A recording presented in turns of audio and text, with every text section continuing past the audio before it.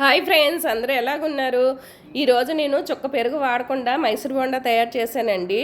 దీనికోసం నేను ఆల్రెడీ దోసలు వేయగా ఉండిపోయిన రుబ్బు తీసుకున్నానండి. ఇది ఆల్రెడీ కొంచెం పులుసు ఉంటుంది కాబట్టి మనకి పర్ఫెక్ట్గా మైసూర్ బోండాకి బాగా పనిచేస్తుందండి.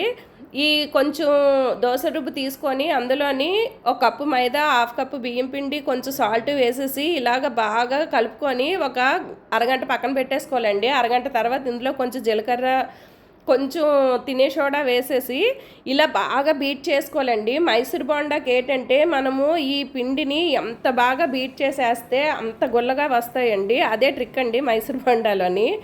ఇంకా ఇది ఆల్రెడీ బాగా పులుసు ఉంటుంది కాబట్టి మనకి మంచి గోల్డెన్ బ్రౌన్ కలర్ వస్తాయండి. బయటని క్రిస్పీగా, లోపల మెత్తగా ఉంటాయి.